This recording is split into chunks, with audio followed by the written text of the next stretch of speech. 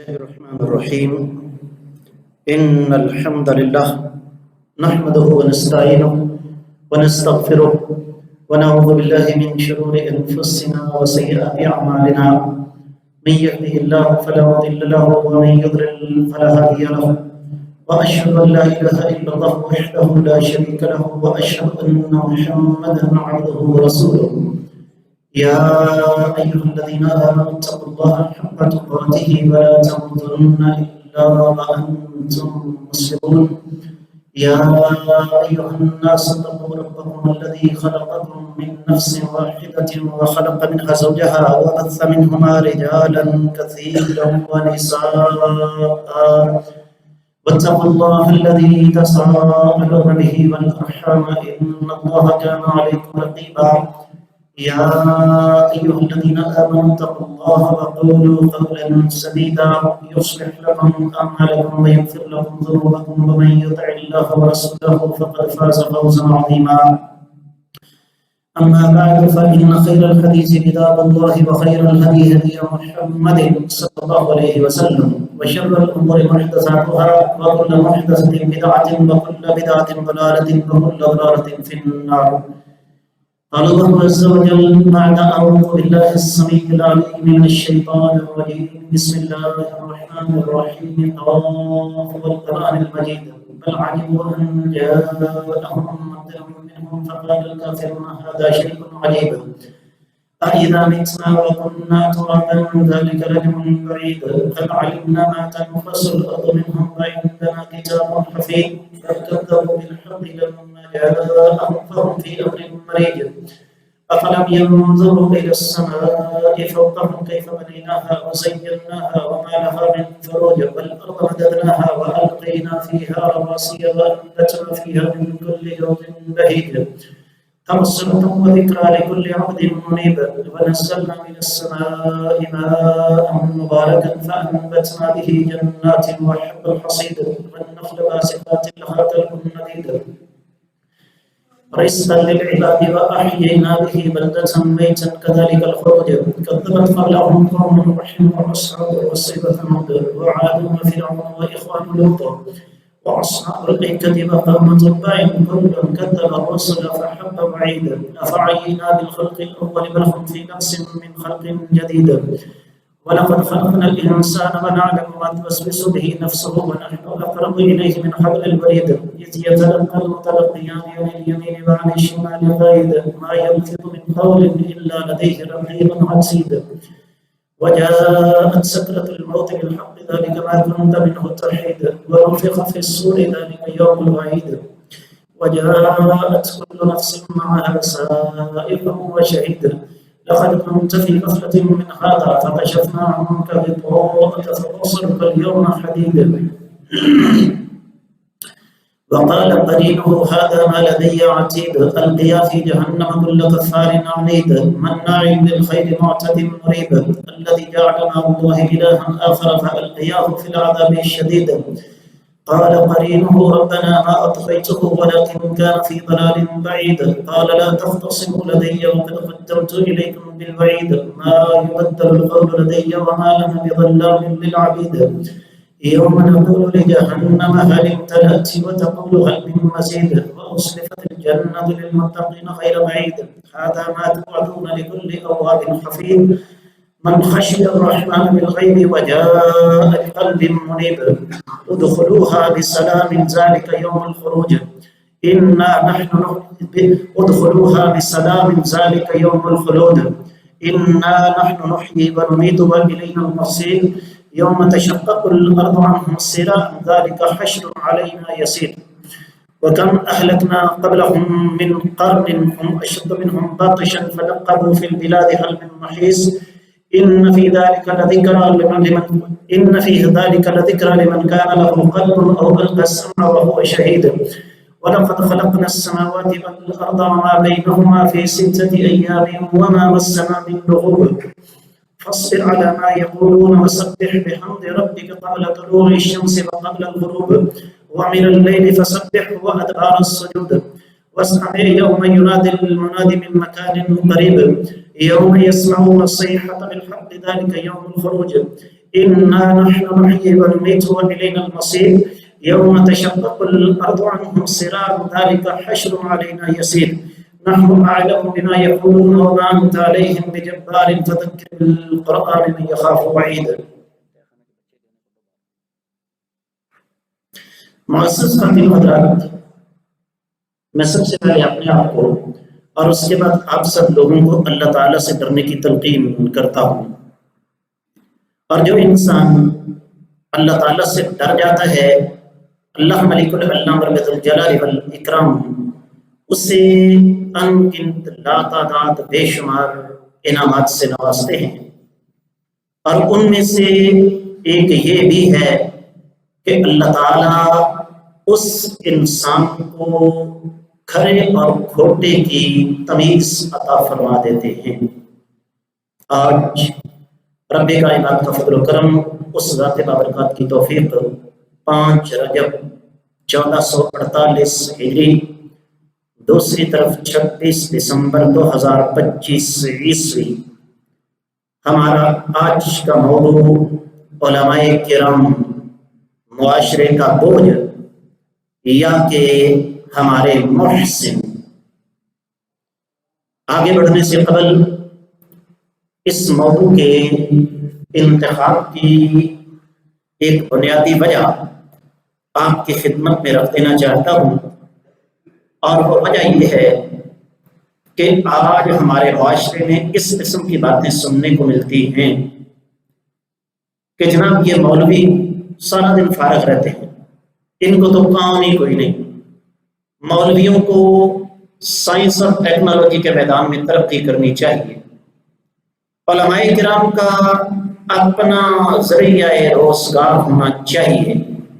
یہ قوم کا پیسہ کھاتے ہیں اور اس طریقے سے یہ قوم پر بوجھ ہیں. آج اس خطبہ میں ہم اسی چیز کا جائزہ لیں گے انتہائی اختصار کے ساتھ. سب سے پہلے تو میں آپ کی خدمت میں یہ بات عرض کر دوں، یہ بات میں انشاءاللہ آگے جا کے ذکر کروں گا کہ جب ہم لفظ علماء استعمال کرتے ہیں تو اس سے مراد ہر وہ بندہ نہیں جو داڑھی رکھ کے مصلی پہ کھڑا ہوتا ہے، ممبر پر کھڑا ہوتا ہے. یہ ہماری غلط فہمی ہے کہ ہر وہ بندہ جو مصلی یا ممبر پر کھڑا ہے وہ عالم دین ہے. عالم دین کا یہ معیار شریعت کے نزدیک نہیں ہے، اور نہ ہی علماء کرام کا یہ معیار ہے کہ جو راگ لمبا لگاتا ہو، جو گرج برس زیادہ سکتا ہو، جو مخالف فرقے کی ایسی تیسی اچھے طریقے سے پھیر سکتا ہو، جو ممبر رسول پر کھڑے ہو کر شعر، ٹپے، دوڑے، قوالیاں، جگتیں اور لطیفے اچھے طریقے سے سنا سکتا ہو، یہ علماء کا معیار نہیں ہے. جب ہم کہتے ہیں علماء کرام تو اس سے مراد علماء ربانی ہیں، جن کے بارے میں نبی کریم صلی اللہ علیہ وآلہ وسلم نے ارشاد فرمایا کہ العلماء ورثۃ الانبیاء، علماء نبیوں کے وارث ہیں. اور فرمایا ان الانبیاء لم یورثوا درہما ولا دینارا، انبیاء نے اپنی وراثت درہم و دینار نہیں چھوڑے ہوتے. انما ورثوا العلم، انبیاء کی اصل وراثت علم ہے، اور جس نے اس علم کو حاصل کر لیا سمجھ لیجئے کہ اس کو بہت کچھ مل گیا. یہ ایک معیار ہے علماء کا. اب آتے ہیں اس کے بعد اگلی بات کی طرف کہ علماء کا شریعت میں مرتبہ اور مقام کیا ہے. اگر میں تفصیلات میں جاؤں گا تو اتنے مختصر وقت میں اس بات کو نہیں سمیٹا جا سکتا. میں نقطوں کی شکل میں بات کرتا ہوں۔ سب سے پہلی چیز تو یہ کہ رب کائنات نے اپنی اور نبی کریم صلی اللہ علیہ وسلم کی اطاعت کے بعد سب سے پہلے جن لوگوں کی اطاعت کا حکم دیا ہے وہ علماء کرام ہیں۔ سورۃ النساء 59ویں آیت مبارکہ ہے، یا ایھا الذین آمنوا اطیعوا اللہ واطیعوا الرسول واولی الامر منکم، اے ایمان والو اللہ کی اطاعت کرو، اللہ کے رسول صلی اللہ علیہ وسلم کی اطاعت کرو اور اپنے اولی الامر کی اطاعت کرو۔ امام ابن القیم رحمہ اللہ نے اور امام ابن کثیر رحمۃ اللہ علیہ نے بیان فرمایا کہ بظاہر یہ معلوم ہوتا ہے کہ لفظ اولی الامر میں جہاں حکمران شامل ہیں وہاں علماء کرام بھی شامل ہیں، کیونکہ وہ اللہ کی طرف بلاتے ہیں۔ پھر دوسری بات، جب بھی کوئی شرعی مسئلہ درپیش ہو، اللہ نے باقاعدہ حکم دیا اور ہم پر یہ فرض قرار دیا کہ جا کر علماء کرام سے مسئلہ پوچھو۔ میں اس حوالے سے معاشرے کے ایک طریق پہلو آپ کے سامنے رکھنا چاہتا ہوں۔ ہم سب نکاح کے وقت مولوی صاحب کو بلا لیتے ہیں، اور جس کی جتنی توفیق ہوتی ہے، جتنی پہنچ ہوتی ہے، اتنے بڑے عالم دین کو نکاح کے لیے بلاتا ہے۔ لیکن کبھی ہم نے نکاح کے اس رشتے کو ختم کرنے کے لیے، طلاق دینے کے لیے علماء کرام کو بلایا، اور اس کا نتیجہ معاشرے کے اندر تباہی اور بربادی پھیل رہی ہے۔ اور جی مولوی صاحب بیوی کو 3 طلاقیں اکٹھی دے چکا ہوں، بتائیے اب کیا کروں؟ یہ تو پہلے پوچھنا تھا نا۔ یہ تو ہوتا ہی نہیں کہ اچانک طلاق کی نوبت آ جائے۔ جو اصلی نسلی اور حقیقی مرد ہے وہ طلاق دینے سے پہلے 50 دفعہ سوچتا ہے، اور دکھ کی بات یہ ہے، سوچے گا، دوستوں سے مشورہ کرے گا، جاہلوں سے مشورہ کرے گا، جس طبقے کا اس معاملے میں سب سے بنیادی کردار ہے اس سے سوال نہیں کرے گا۔ حالانکہ ہونا کیا چاہیے کہ سب سے پہلے علماء کرام سے رجوع کیا جائے کہ حضور والا مجھے اپنی بیوی سے یہ شکایات ہیں، اور ان شکایات کی بنیاد پر میں اسے اپنے ساتھ نہیں رکھ سکتا، مجھے بتائیے اس بارے میں اللہ اور اللہ کے رسول صلی اللہ علیہ وسلم کے احکامات کیا ہیں۔ قرآن نے اصول بیان کیا، واللاتی تخافون نشوزہن فعظوہن واہجروہن فی المضاجع واضربوہن فإن اطعنکم فلا تبغوا علیہن السبیلا۔ اگر تمہیں اپنی بیویوں سے شکوہ ہے، شکایت ہے، سب سے پہلے انہیں اللہ اور اللہ کے رسول صلی اللہ علیہ وسلم کا نام لے کر سمجھاؤ۔ یہ پہلا مرحلہ ہے۔ آدھی سے زیادہ خواتین ویسے سمجھ جاتی ہیں، بشرطے کہ پھر وہی لفظ، اگر وہ اصلی اور نسلی عورت ہو، اس نے کسی حلالی ماں کا دودھ پیا ہو اور کسی حلالی باپ کی اولاد ہو۔ لفظ سخت ہیں لیکن ہے یہ حقیقت۔ اگر پھر بھی معاملہ حل نہیں ہوتا تو قرآن کہتا ہے وَاہْجُرُوهُنَّ فِي الْمَضَاجِعِ، تخلیے میں، تنہائی میں ان سے بے رخی برتو، کسی کو غیر پتہ نہیں، رشتہ داروں میں، عزیزوں میں، یہاں تک کہ گھر کی 4 دیواری میں سگے والدین کو، بہن بھائیوں کو بھی پتہ نہیں کہ میاں بیوی کے درمیان کوئی معاملہ تناؤ والی کیفیت کا شکار ہے، لیکن سب کے سامنے ہنس کھیل رہے ہیں، لیکن تخلیے میں بے رخی برتو۔ جو اصلی اور نسلی عورت ہوگی وہ چند دن بھی نہیں نکال سکتی، ہاتھ جوڑ کر کہے گی سرکار میرا قصور کیا ہے؟ پھر اس کو بتایا جائے کہ بی بی تجھے اللہ کے نام پر میں نے قبول کیا، تجھے زندگی کا ہم سفر بنایا، یہ چیزیں ہیں جو میرے لیے قابل قبول نہیں ہیں۔ جو باقی بچیں گی ان میں سے آدھی سے زیادہ یہیں آ کے سیدھی ہو جائیں گی۔ اگر پھر بھی مسئلہ حل نہ ہو تو قرآن کہتا ہے فَضْرِبُوهُنَّ، پھر مرد ہونے کے ناطے تم اس پر ہاتھ اٹھا سکتے ہو، لیکن ہاتھ اٹھانے سے مراد ہڈیاں توڑنا نہیں، استری کے ساتھ داغنا نہیں، سگریٹ کے ساتھ داغنا نہیں، مار مار کے تنبا بنانا نہیں، صرف اسے اس بات کا احساس دلانا ہے کہ میں تیرا مرد ہوں، تیرا حاکم ہوں، میرا تجھ پر حق ہے، تو میری ماتحت ہے۔ اب یہ 3 مرحلوں کے بعد کتنے فیصد عورتیں رہ جائیں گی جو پھر بھی اپنی ضد پر اڑی رہے، جس کو پنجابی میں کہتے ہیں پھر بھی اپنی اڑی دیاں پکیاں ہوں؟ بہت کم۔ پھر قرآن کہتا ہے وَإِنْ خِفْتُمْ شِقَاقَ بَيْنِهِمَا فَابْعَثُوا حَكَمًا مِّنْ أَهْلِهِ وَحَكَمًا مِّنْ أَهْلِهَا۔ کتنا پیارا طریقہ ہے گھر کو بچانے کے لیے۔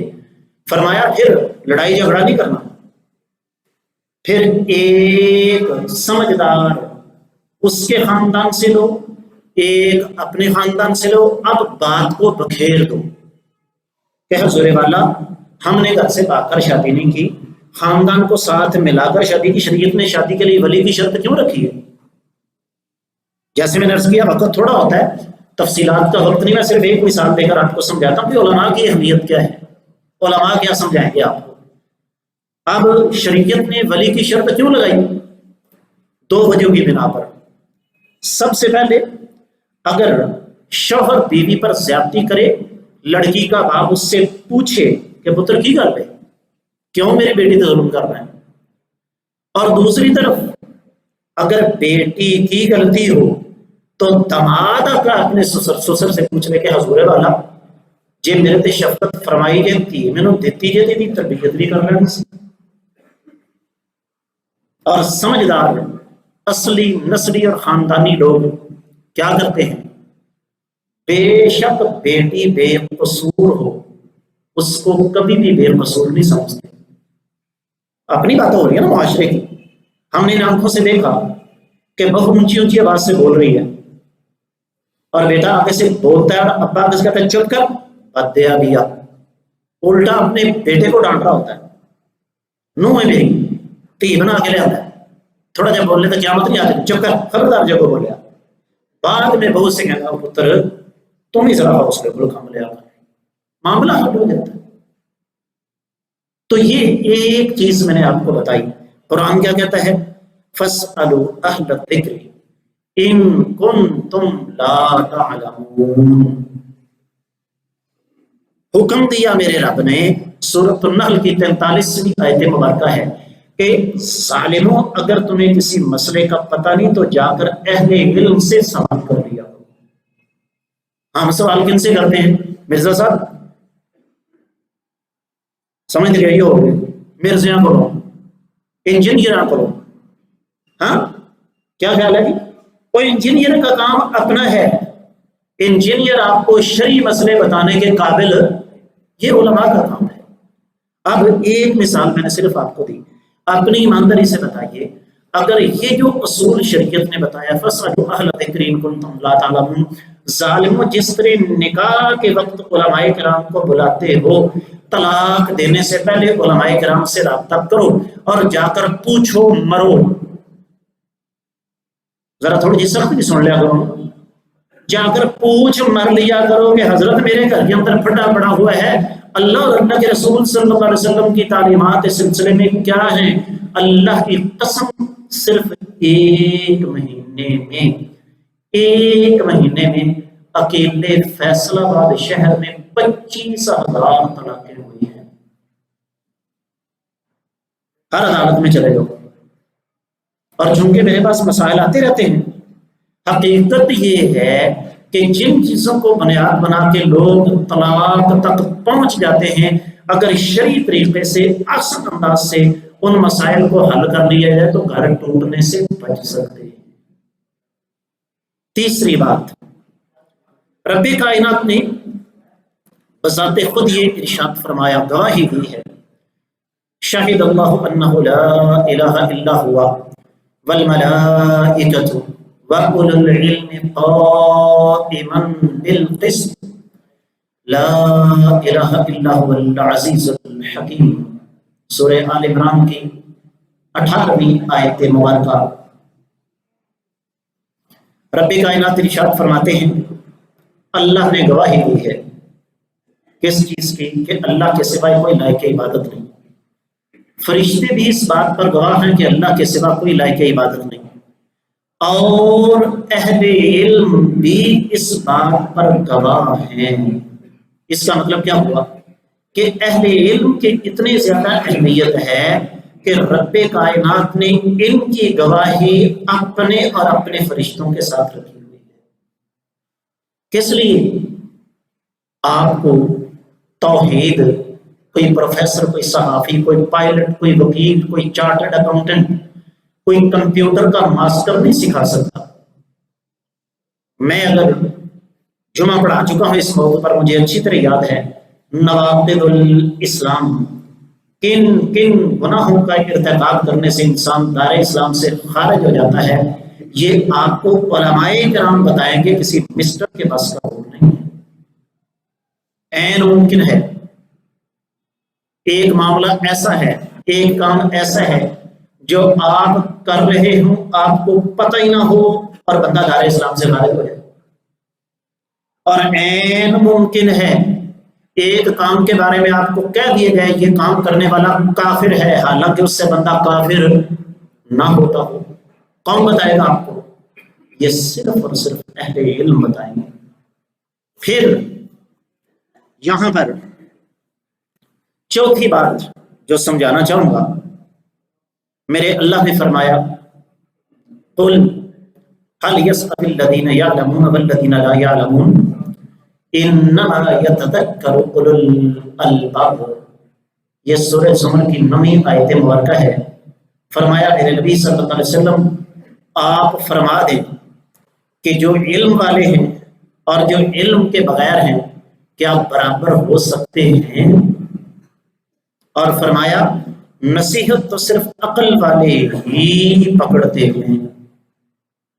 آج اگر علماء کرام کا وجود نہ ہوتا، رب کعبہ کی قسم اٹھا کے کہتا ہوں جتنے عذاب ہم نے پیدائش پر، شادیوں پر، فوتگیوں پر اپنے اوپر مسلط کر رکھے ہیں، ہماری اکثریت جو ان کا شکار ہے، اس سے معاملہ کہیں آگے چلا جاتا۔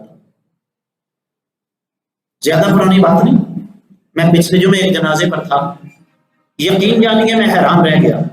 استاد جی ایک بات ہے، توجہ کیجیے گا، بدعت کبھی باندھ نہیں ہوتی ملک صاحب، یہ ہر 6 مہینے کے بعد ایک نیا بچہ جنم دیتی ہے۔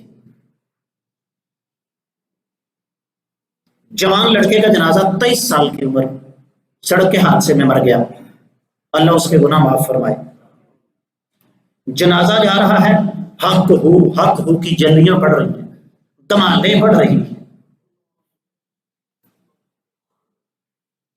اور یہ کس کا کام ہے کہ ہمیں سمجھائے؟ توجہ کیجیے گا، صحیح حدیث میں آتا ہے، نبی کریم صلی اللہ علیہ وسلم نے ارشاد فرمایا اذا مات احدکم فاسرعوا له بالجنازہ، جب تم میں سے کوئی فوت ہو جائے اس کا جنازہ تیز رفتاری کے ساتھ لے کر جاؤ۔ اگر وہ اچھا آدمی ہوگا اس کی آخری منزل تک اس کو فٹافٹ پہنچا دو، اور اگر اچھا آدمی نہیں ہے ایک عذاب کو جلدی اپنے گلے سے اٹھاؤ۔ ہمارے یہاں کیا ہوتا ہے، اور ٹھہر جاؤ، کال لگا دیے، آرام نہ چلنے۔ اور دوسری غلطی، صحابہ کرام فرماتے ہیں بالسکوت فی ثلاثۃ مواضع، ہمیں 3 موقع پہ خاموش رہنے کا حکم دیا گیا، اور ان میں سے ایک موقع جنازے کا بھی ہے۔ کسی کو پتہ ہے یہ جنازہ اٹھا کے کلمہ شہادت کے نعرے کہاں سے آئے ہیں؟ پتہ کسی کو؟ ہندوؤں کا جب کوئی مرتا ہے وہ اپنی ارتھی اٹھا کے تو نعرے لگاتے ہیں رام نام ست ہے، رام نام ست ہے۔ مسلمانوں نے کہا تم رام نام ست کہہ سکتے تو ہم کلمہ شہادت نہیں کہہ سکتے۔ یہاں سے لے کر جتنا ہمارا بس اسٹاپ ہے، اڈا ہے، مسجد نبوی کے جنازوں والے دروازے سے لے کر بقیع تک کا قبرستان اتنی دور ہوگا۔ کیوں جی اتنا فاصلہ ہے؟ یہاں سے لے کر جتنی یہ سامنے دیوار ہے نا سونی صاحب، اگر آپ جنازے سے اتنا پیچھے ہیں تو آپ چل کر جنازے کو کندھا نہیں دے سکتے، جنازہ اتنی تیز رفتاری کے ساتھ جاتا ہے کہ آپ کو دوڑ کر جانا ہوگا، آج بھی اللہ کے فضل و کرم سے۔ لیکن بات پھر وہی ہے، بتائے گا کون؟ انجینئر، مرزے، کیا خیال ہے؟ بتائے گا کون؟ غامدی ہے کہ نہیں، جس کا دینی علوم کا استاد ہی کوئی۔ پانچویں بات جو یہاں آپ کو سمجھانا چاہوں گا وہ کیا ہے؟ رب کائنات ارشاد فرماتے ہیں وَتِلْكَ الْأَمْثَالُ نَضْرِبُهَا لِلنَّاسِ وَمَا يَعْقِلُهَا إِلَّا الْعَالِمُونَ۔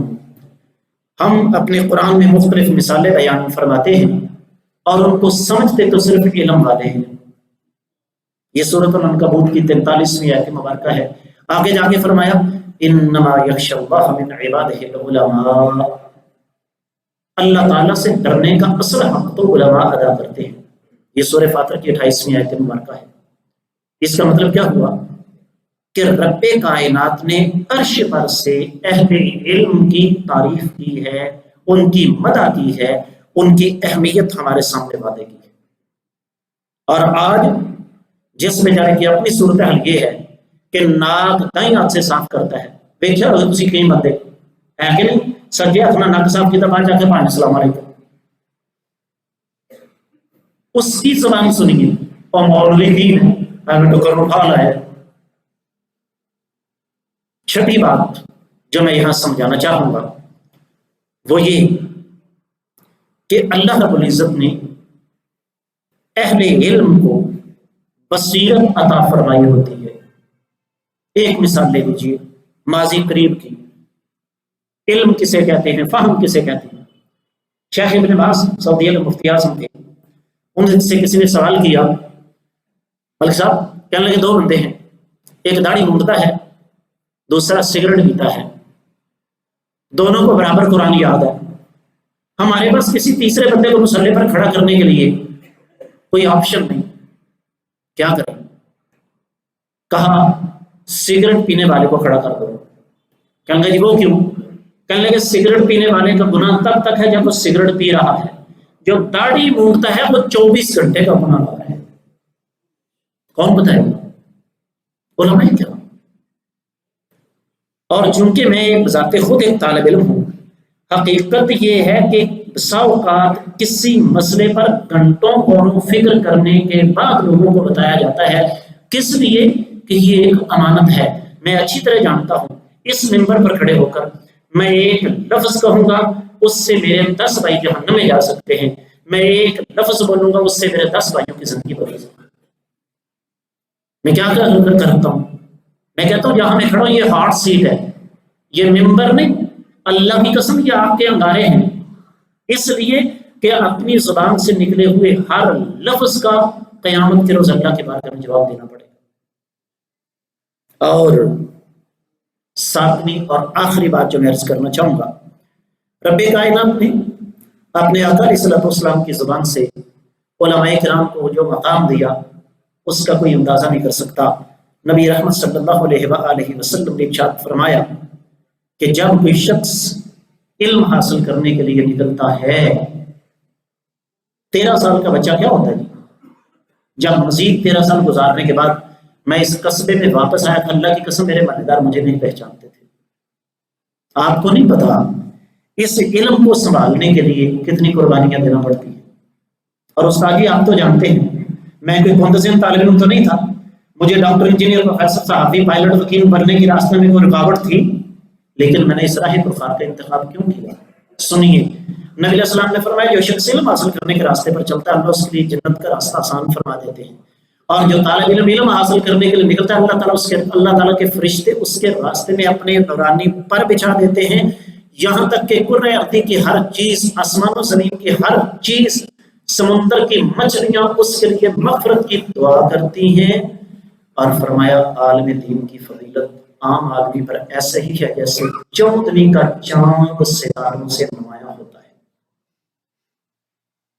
بہت کچھ کہنے کو باقی ہے، لیکن آخری چند سیکنڈ ایک گزارش، سب سے پہلے علماء کو پہچانیے، اور اس کے بعد اگر آپ ان کی قدر نہیں کر سکتے، ان کی بے قدری بھی نہ کیجیے، اللہ تعالیٰ ہمیں اپنے علماء کرام کی قدر کرنے کی توفیق عطا فرمائے. جو کچھ